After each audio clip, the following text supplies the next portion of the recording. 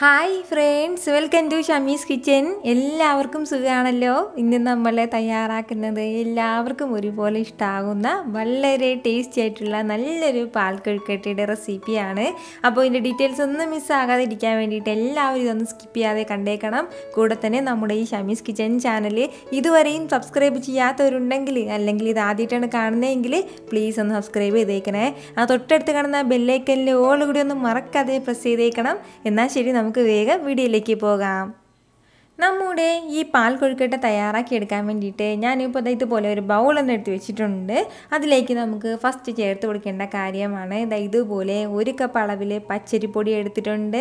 വറുത്ത പച്ചരിപ്പൊടിയാണ് എടുത്തിട്ടുള്ളത്. നമ്മുടെ വീട്ടിൽ വറുത്തതാണെന്നുണ്ടെങ്കിൽ നന്നായിട്ടൊന്ന് അരിച്ചെടുക്കണം. അതല്ല പുറത്തുനിന്ന് വാങ്ങിക്കുന്നതാണെന്നുണ്ടെങ്കിൽ നമ്മളങ്ങനെ അരിക്കേണ്ട ആവശ്യമില്ല. 1 കപ്പ് അളവിലാണ് എടുത്തിട്ടുള്ളത്. അപ്പോൾ ഇത് നമുക്കൊരു ബൗളിലേക്കൊന്ന് ചേർത്ത് കൊടുക്കാം. അപ്പോൾ ഇനി നമുക്കിതിലേക്ക് വേണ്ടത് ഇതുപോലെ 1 ടീസ്പൂൺ അളവിൽ നെയ്യ് എടുത്തിട്ടുണ്ട്. അപ്പോൾ ആ നെയ്യും കൂടി ഒന്ന് ചേർക്കാം. കൂടെ തന്നെ ഇതുപോലെ ഒരല്പം ഉപ്പും കൂടി ചേർക്കുകയാണ്. ഈ 1 കപ്പ് അളവിന് ആവശ്യമായിട്ടുള്ള ഉപ്പ് മാത്രം മതിയാവും. ഇത്രയും ആയിക്കഴിഞ്ഞാൽ പിന്നെ ഇനി നമുക്കിതിലേക്ക് വേണ്ടതാണ് ഇതിപ്പോൾ നന്നായിട്ട് തിളച്ച വെള്ളമാണ്. നല്ലപോലെ ചൂട് വെള്ളമല്ല, നല്ലപോലെ തിളച്ചിട്ടുള്ള വെള്ളമാണ്. ആ വെള്ളം കുറച്ച് അടിയിലേക്ക് ഒഴിച്ചിട്ട് നന്നായിട്ട് ഒന്ന് കുഴച്ചെടുക്കാം. ഏകദേശം ഒരു 2 കപ്പോളം വെള്ളം നമ്മളൊന്ന് തിളപ്പിച്ചെടുക്കണം. അതിനുശേഷം ഇതിലേക്ക് കുറച്ചായിട്ട് ഒഴിച്ച് കൊടുത്തിട്ട് നന്നായിട്ടൊന്ന് കുഴച്ചെടുത്താൽ മതിയാവും. ഒരുപാട് വെള്ളമായി പോകാൻ പാടില്ല, അതുപോലെ തന്നെ ഒരുപാട് ഡ്രൈ ആയിട്ടിരിക്കാനും പാടില്ല. ഒരു മിതമായിട്ടുള്ള നിരക്കിൽ വേണം ഇരിക്കാനായിട്ട്. അപ്പോൾ ഞാനിപ്പോൾ ഇതുപോലെ നന്നായിട്ട് ഇതെല്ലാം ഒന്ന് മിക്സ് ചെയ്ത് എടുത്തിട്ടുണ്ട്. നമ്മൾ എടുത്തിട്ടുള്ള ഈ കപ്പിൽ ഇത്രയും വെള്ളം ഇനിയും ബാക്കിയുണ്ട്. ഇത് നമുക്ക് ആവശ്യമില്ല. അപ്പോൾ ഇതുപോലെ നന്നായിട്ടൊന്ന് കുഴച്ച് കഴിഞ്ഞാൽ പിന്നെ ഇനി നമുക്ക് വേണ്ട എന്താണെന്ന് വെച്ചാൽ ഒരു 2-3 മിനിറ്റ് ഇതിങ്ങനെ വെച്ചിരിക്കണം. അത്രയും സമയം കൊണ്ട് വീണ്ടും ചെറുതായിട്ട് ലൈറ്റായിട്ടൊന്ന് ഡ്രൈ ആയി കിട്ടും. ഇതിപ്പോൾ ഇച്ചിരി കുഴഞ്ഞിട്ടാണ് ഇരിക്കുന്നത്, തീരെ കുഴഞ്ഞിട്ടല്ല ഇരിക്കുന്നത്. ഈ ഒരു രീതിക്കാണ് നമ്മുടെ മാവ് ഇരിക്കേണ്ടത്. ഒരുപാട് വെള്ളമായി പോകാൻ പാടില്ല. അതായത് നമ്മുടെ കയ്യിലൊന്നും ഇങ്ങനെ ഒട്ടിപ്പിടിക്കില്ല. ഈ ഒരു രീതിക്ക് വേണം നമുക്കിത് കിട്ടാനായിട്ട്. അപ്പോൾ ഇനി ഒരല്പം കൂടി ഒന്ന് തണുത്ത് കഴിയുമ്പോഴത്തേക്കും വീണ്ടും കുറച്ചും കൂടി ഒന്ന് ഹാർഡായി കിട്ടും. അതിന് ശേഷം നമുക്ക് ചെറിയ ബോൾസ് ആക്കിയിട്ടൊന്ന് മാറ്റാനുണ്ട്. ചെറുതായിട്ട് എൻ്റെ ചൂടൊന്ന് മാറിക്കഴിയുമ്പോഴത്തേക്കും പിന്നെ ഈ ഒരു രീതിക്കായിരിക്കും നമ്മുടെ ഈ മാവ് ഉണ്ടാവുന്നത്.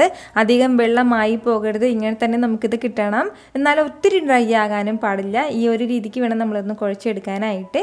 ഇനി നമുക്കിത് കുട്ടി ബോൾസ് ആക്കിയിട്ടും തയ്യാറാക്കി എടുക്കാം. നമുക്ക് ഇഷ്ടമുള്ള ഷേപ്പിൽ ചെയ്തെടുക്കാവുന്നേ ഉള്ളൂ. ഞാനിപ്പോൾ ഇത് ചെറിയ ബോൾസ് ആക്കിയിട്ടാണ് ഇതൊന്ന് മാറ്റുന്നത്. ഇതുപോലെ ഈ ഒരു രീതിക്ക് നമുക്ക് ബാക്കിയുള്ളതും പെട്ടെന്ന് തന്നെ ഒന്നും ചെയ്തെടുക്കാം. ഞാനിപ്പോൾ ഇതുപോലെ എല്ലാം ഒന്ന് റോൾ ചെയ്ത് മാറ്റിയിട്ടുണ്ട്.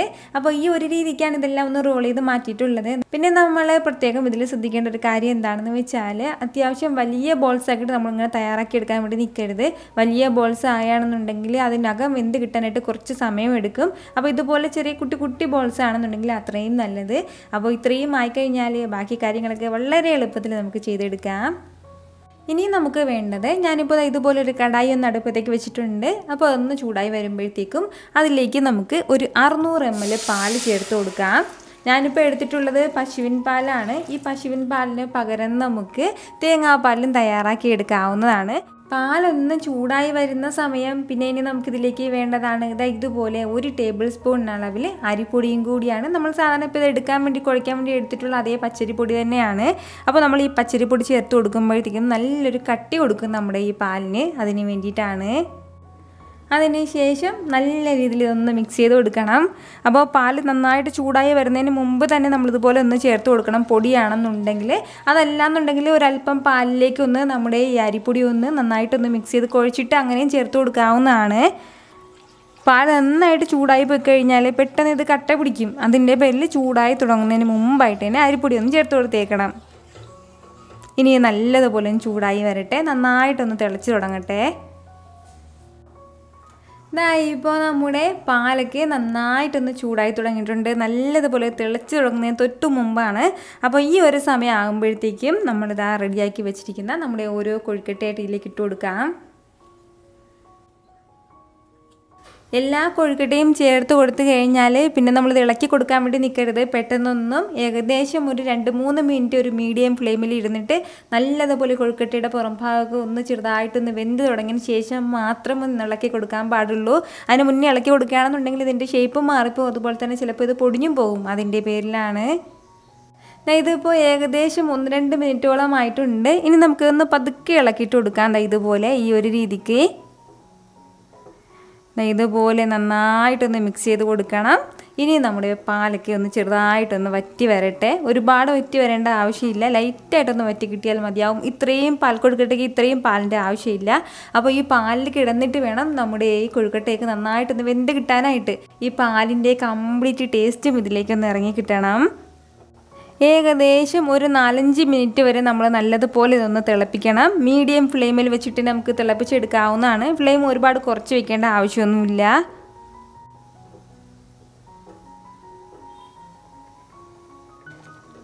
ഇതിപ്പോൾ തിളയ്ക്കാൻ തുടങ്ങിയിട്ട് ഏകദേശം ഒരു 4 മിനിറ്റോളമായിട്ടുണ്ട്. അത്രയും സമയം കൊണ്ട് തന്നെ നല്ലതുപോലെ ഇത് കുറുകി കിട്ടിയിട്ടുണ്ട് ഈ ഒരു രീതിക്ക്. അപ്പോൾ ഇത്രയും ആയിക്കഴിഞ്ഞാൽ പിന്നെ നമുക്ക് വേണ്ട എന്താണെന്ന് വെച്ചാൽ ഫ്ലെയിം ഒന്ന് കുറച്ച് വെച്ച് കൊടുക്കണം. ഫ്ലെയിം ഒന്ന് കുറച്ച് വെച്ച് കൊടുത്തതിന് ശേഷം പിന്നെ ഇനി നമുക്കിതിലേക്ക് വേണ്ടതാണ് നമ്മുടെ മധുരത്തിന് ആവശ്യമായിട്ടുള്ള പഞ്ചസാരയും കൂടി. ഞാനിപ്പോൾ ഇതുപോലെ ഒരു 1/2 കപ്പിൽ നിന്ന് കുറച്ചും കൂടി കുറവായിട്ടാണ് പഞ്ചസാര എടുത്തിട്ടുള്ളത്.